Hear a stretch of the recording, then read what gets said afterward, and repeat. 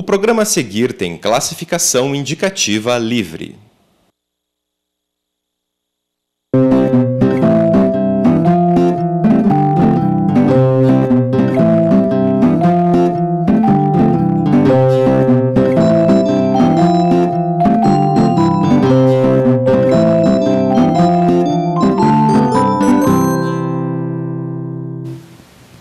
Olá, este é o programa Sem Brincadeira, onde falamos sobre crianças e adolescentes. É uma parceria do Grupo Dedica, de Defesa dos Direitos da Criança e do Adolescente, e da TV da UFPR. A gente agradece a atenção de vocês e nós vamos falar hoje, continuando uma série sobre autoagressão, drogadição, sobre famílias desajustadas. As famílias que, infelizmente, não dão conta do seu papel de função materna, de função paterna, e por conflitos, muitas vezes, do casal, acabam levando isso adiante para toda a estrutura de personalidade ou estruturação de personalidade dos seus filhos. Conosco o Dr. Léo Cardon, médico, psicanalista. Então, continuando, Léo, falamos sobre drogas, falamos um pouco sobre álcool, e hoje vamos falar sobre esses pais. E talvez até um pouco sobre os avós, porque a gente sempre vem, quando temos famílias desajustadas, temos que perguntar por que esse homem e essa mulher não deram conta. E aí nós vamos à família anterior e, sem muita surpresa, percebemos que já são famílias que também não deram conta da sua prole. Então, de uma geração a outra, esse desajuste, que é um termo atual, mas estranho, não? Mas essa desarmonia ou disfunção, que eu prefiro, Sim. Acontece. Muito bem colocada a dúvida sobre esse tema. O termo é um termo de consenso, não? Muitas das escolas que tentam dar conta daquilo que se chama etiologia, ou seja, o estudo da causa, usa esse termo. O que você naturalmente já pôs em questão na sua pergunta é o que significaria, então, um ajuste. É algo a ser também tomado no seu consenso, na sua espécie de autodefinição, está dito e pronto. Eu gostaria de começar fazendo 3 menções a situações que eu vivi e que eu achei no princípio estranhas, mas depois me fizeram pensar. A primeira foi num evento de uma das linhas do grupo Psi, o psicodrama, para ser mais exato, que se fez no Hospital de Clínicas há muitos anos, mais de 20 anos, e o animador de uma dos programas que foram realizados ali se propôs a mostrar que haveria comunicação entre os sexos. Eu achei bastante interessante ver qual que seria a maneira de fundamentar isso. E ele agiu de uma maneira, no momento, me pareceu entre ridícula e surpreendente, e depois eu vi que ela era bem interessante, enfocada de outra forma, que era: as mulheres bateriam palma uma vez. Só as mulheres. Então, as mulheres bateram palma uma vez. Os homens, por seu turno, bateriam palma 2 vezes. Os homens bateram palma 2 vezes. Daí juntou tudo. Então, 1 e 2 deu uma aclamação, um clap-clap total. Então, ele provou que havia comunicação possível entre homem e mulher. No princípio, aquilo, no seu ar ridículo e estranho, não? Me pareceu pouco pensável, pouco valioso, mas depois eu pensei melhor e achei que talvez ele tivesse razão num aspecto, que os termos da comunicação é consenso, de fato. Cada cultura tem seu jeito de tentar organizar esse estranho encontro que existe há tantos milhares de anos perdidos na história da humanidade, naquilo que a transformou em humanidade, ou seja, na sua forma de produzir os relacionamentos e a manutenção ou não manutenção deles. A segunda é um ditado, que também me surpreendeu quando escutei pela primeira vez. Alguém estava comentando sobre um casal que estava se separando, não? E uma das mulheres da reunião disse: por que trocar bruxa velha por bruxa nova? Achei estranho aquilo, mas me fez pensar também, não? Afinal, por que seria pensável desta forma, não? Então, com bruxos, né? E mulher virando sempre bruxa. A terceira foi numa conferência dessas de autoajuda e que a pessoa no final dizia algo que me pareceu meio piegas, mas também me fez pensar bastante, e disse, antes de se separar, tá, pense na sua namorada de outra época ou no seu namorado de outra época. Tente resgatar aquilo que produziu o encontro de vocês e a relação que se iniciou então. De piegas ou não, o que me fez pensar ali foi essa transformação. Tá? Por que aquele casal enamorado se transformou num casal litigante? É verdade aquela história de que se começa com o meu bem e se termina com meus bens? E que amor começa em motel e termina em pensão? Ou seja, toda essa espécie de desqualificação que se faz desse contrato que você chamou, que é um contrato que também deveria funcionar tanto como célula elementar de uma sociedade, como com sua função de melhoria de vida de ambos e de possibilidade de satisfação de sua vida erótica e pessoal, e ao mesmo tempo um lugar que desse possibilidade da criação de sua prole. Eu creio que foi assim que você definiu função desse casal, sim, não? Então, pensar essa transformação. A primeira coisa, voltando então às bruxas, não, é que o surpreendente é a origem da palavra bruxa. A origem dessa palavra é do hebraico. Eu acho que eu aprendi a pronunciar bem essa palavra, peço desculpas aos que conhecem o idioma, que parece que vem de Baruch, que em hebraico significa bendita. Mas que, para o cristianismo, ela girou para a sua significação oposta, ou seja, em maldita. E se de fato se transformou numa espécie de consenso entre os homens, por que essa transformação? E a tua pergunta vale, existe a reciprocidade? Também um homem se transforma em bruxo com o tempo? Aqui vale a pena um comentário à parte, não? Quando eu passei a ser solicitado por algumas emissoras de televisão aberta, me fizeram algumas perguntas sobre o relacionamento entre casais, homens e mulheres, e a partir dali, quando me chamavam de especialista em relacionamentos. Eu acho muito estranho esse título, eu prefiro abjurar dele, não?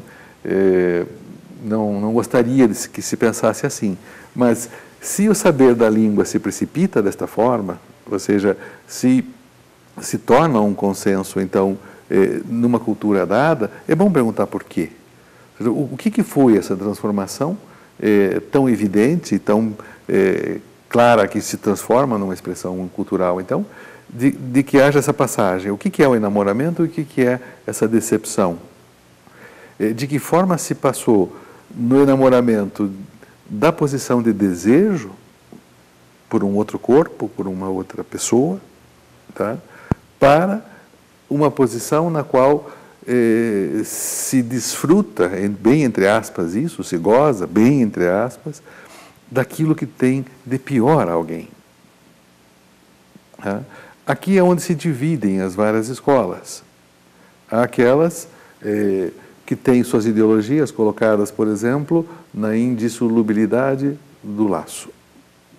Então condenaria as pessoas a viver numa situação extremamente desprazerosa e decepcionante. Muitas vezes isso fundado na necessidade, numa teoria de uma necessidade dos filhos em ter esse casal junto, apesar da desarmonia. De total acordo com você, e te peço, se você se lembrar, porque eu provavelmente vou esquecer, que esse é o desfecho da nossa abordagem de hoje, para vincular uma parte dos transtornos, não necessariamente do transtorno do uso e dependência de substância, mas também de vários outros que estão ancorados aí. e que, lamentavelmente, servem até de lastro, de forma de agrupamento desse casal. Ou seja, viver, me adiantando um pouco, não mais pelo amor que os juntou, ou pelo desamor que os manteve juntos, mas juntos por causa do sintoma dos filhos. Tá? Mas voltando então ao nosso tema, aqui se dividem não só por ideologia, como também, e isso é bastante comum, já que eu sou um psicanalista e me enfrento bastante com esse tipo de situação, com essa dificuldade que existe frente ao grande conceito freudiano, aquele que de fato mudou a nossa maneira de conceber o ser humano. As pessoas sempre associam Freud com o sexo. É um erro. O verdadeiro conceito freudiano que gerou as resistências que gerou até hoje, nesses 120 anos já de uso desse conceito, é o conceito de inconsciente.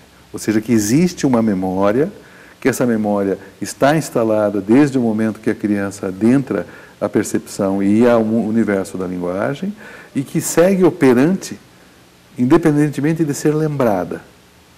Qualquer coisa que leve um entrevistador a perguntar algo para alguém, esse alguém responderá sempre desde sua percepção e sua memória atual. E o lado etiológico, o lado causante das dificuldades no momento atual, oriundas de uma história anterior, isso que você colocou na sua primeira abordagem, no transgeracional das escolhas, tá, fica de fora.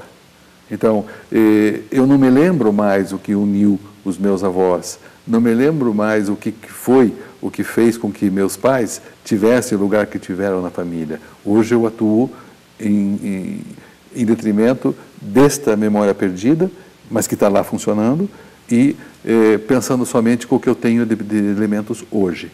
Então, por que não transformar este outro que me acompanha naquilo que é causa do meu desagrado, do meu desprazer, e não pensar que é toda uma história colocada aí, nessa transformação? Sim, muito interessante isso, né, Léo? Se a gente puder realmente pensar o que nos faz, muitas vezes, reproduzir coisas que condenávamos em nossos pais ou em nossos avós, e de repente se vê pais reproduzindo isso com seus filhos. Sofreram por isso e repetem isso em seus filhos. A gente vai fazer um pequeno intervalo e a gente volta já já. Então, nosso tema hoje, famílias desajustadas ou famílias disfuncionais. A gente volta já já falando sobre esse tema.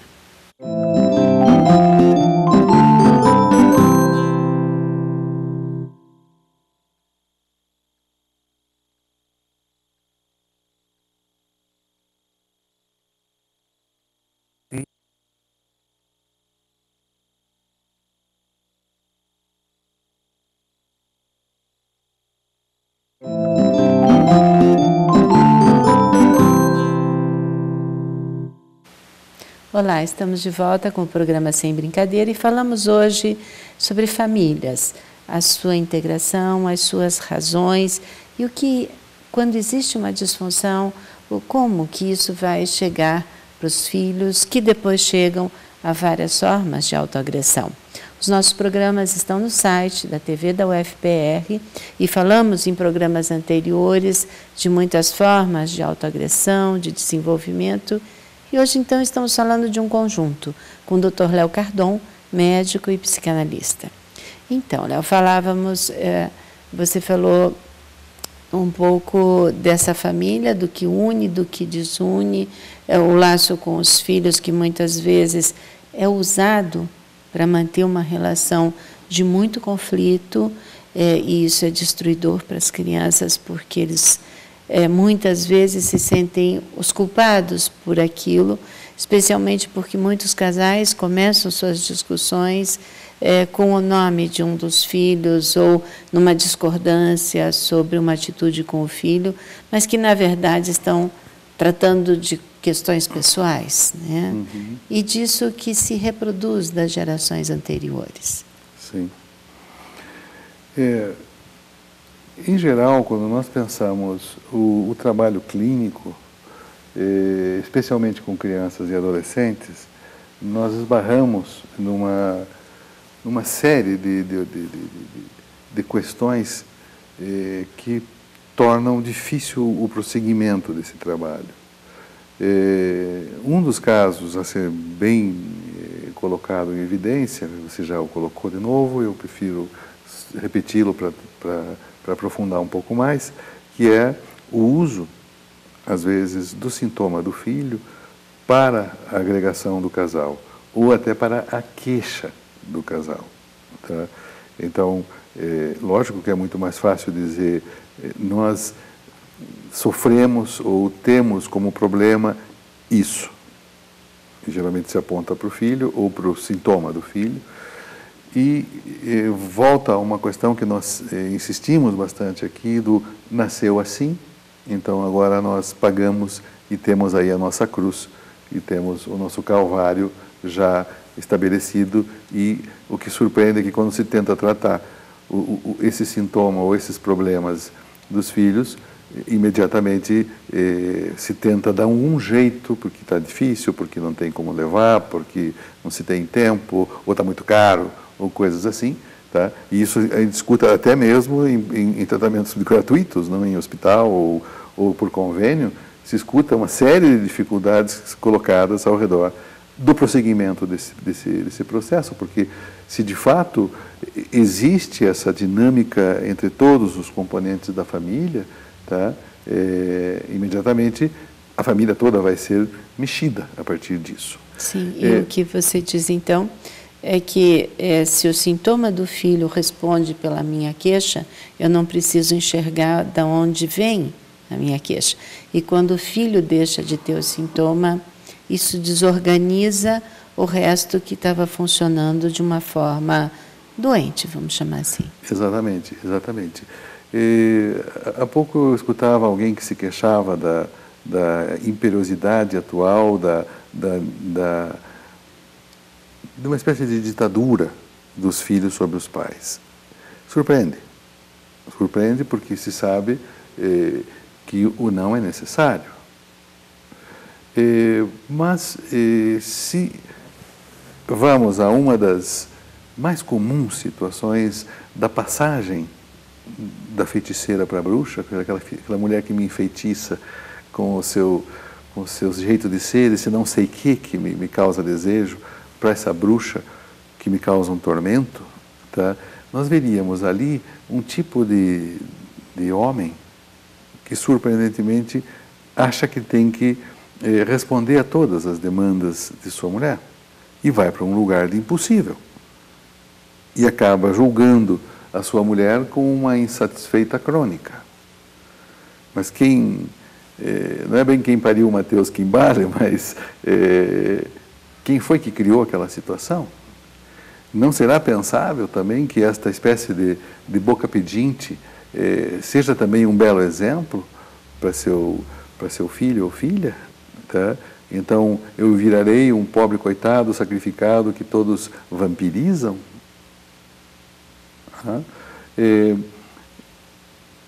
Na verdade, é um pouco complicado do passo seguinte aqui, porque nós teríamos uma máxima. Se não há desejo por aquele corpo ou por aquele ser, imediatamente vem outro tipo de situações que vão emergir aí. E nós fazemos uma espécie de reunião tríplice entre o amor, o desejo e o gozo. O gozo aqui, insisto, não é bem o prazer, é o gozo de uma situação que me traz infortúnio. Essa é uma palavrinha... É um aproveitamento daquela situação. Isso que a medicina aproveitou bastante do conceito freudiano chamado benefício secundário, ou seja, uma vez que o sintoma se instala, se tira proveito dele. Inclusive, um proveito, a palavra é forte, mas é um proveito masoquístico. A pessoa não é masoquista, mas aquilo produz um sofrimento. Então, não é que eu queira aqui trazer para o campo do cristianismo e dizer que todos nós procuramos a cruz que merecemos ou o calvário que nos é dado para sobrevivermos, não é isto. É algo mais, não é só também ter um motivo para queixa do outro e mostrar-se tão mártir em relação ao outro. Tá? E isso valeria para os dois lados, não? Para os dois lados, com especialmente. certeza. Nós teríamos aqui um caminho longo a trilhar que seria aquilo que se chama de sintoma. Todos nós temos. É impossível que não haja, numa organização daquilo que você chama de personalidade, chamou hoje de personalidade, algo que seja de diferente e próprio de cada pessoa. Isto pode ser, de alguma maneira, lamentavelmente, o lugar de giro do desejo e do enamoramento para este lugar de gratificação sintomática. São inúmeras as situações que a literatura explorou, daquelas pessoas que fazem todo o possível para chegar numa meta, mas estão quase chegando e desabam, teoria do estresse, ou outras que, uma vez chegando lá, não sabem o que fazer com aquilo. Sim. Termina sendo uma vitória de Pirro ao contrário. Uma vitória de Pirro é aquela vitória que custou mais do que aquilo que se conseguiu. Se destruiu mais do que se teve como resultado. Ou que, uma vez conseguido, através de muito esforço, se esfuma. Ontem eu estava escutando um debate e alguém estava tentando trazer à baila esse problema atual das pessoas que se lastimam, que se cortam, tá? E a pessoa foi terminante. Esse é um assunto muito simples e é só convencer o adolescente que é um problema físico-químico, medicá-la e pronto. Que simples seria, né? Que bom, é só Se esperar que a indústria farmacológica resolva de uma vez isso, não, que é um problema antiquíssimo da humanidade. Ou se as bruxas e os bruxos pudessem fazer poções mágicas para os seus filhos. Não? Isso mesmo. A nós nos parece extremamente estranho aquele tipo de cerimônias, como, por exemplo, aparecem nos programas de televisão de países exóticos, não, onde ou são xiitas que se castigam com chibatadas, ou são cristãos, nas Filipinas, por exemplo, e onde a automutilação aparece. A história do catolicismo está impregnada dos estigmatas, das pessoas que aparentemente eram lastimadas de dentro para fora e não de fora para dentro. A medicina conhece os problemas das lesões factícias, ou seja, não é um assunto novo da atualidade, não é um assunto físico-químico que nós tenhamos que pensar, senão dessa estranha relação do sujeito, da pessoa, consigo mesma. A segunda questão que é bem interessante de pensar é nesta autoflagelação que nós temos numa gama muito grande que vai desde essa mutilação pessoal, cortes de pedaços do corpo, suspensão em ganchos, estigmas, cortes, etc., até uma simples situação de deixar que alguém nos passe para trás e saber que nós tínhamos que ter feito alguma coisa. Nós sempre, de alguma maneira, estamos sujeitos a isto. E pensar que é muito mais aceitável para a pessoa que seja um outro o efetor deste autocastigo. Porque aí eu posso odiar este outro. Então, às vezes as pessoas se queixam quando nós dizemos que o outro é meu objeto de desejo, de ódio, de amor, de inveja, do que for. Mas objeto é uma palavra muito simples, ela significa colocado na frente. Object. Ou seja, então, é mais fácil fazer o curto-circuito de pensar, não sou eu que me impeço, é essa bruxa que fica me cobrando, tá? Que não deixa eu fazer tal coisa ou tal outra coisa, ou que me cobra uma excessiva carga de êxito. Mas vai se ver, e na base das identificações daquela pessoa, na sua origem, não houve somente uma identificação com o que os outros também podem falhar, mas uma identificação com uma espécie de perfeição.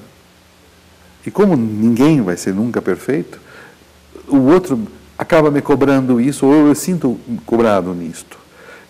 Uma experiência muito interessante que alguém me comentou era de alguém que precisava cobrar uma dívida. Então, não conseguia nem por telefone, nem pessoalmente, daí chamou o segurança de uma instituição. E era um homem imenso de grande, uns 2 metros de altura por mais uns 2 de largura, mas muito educado.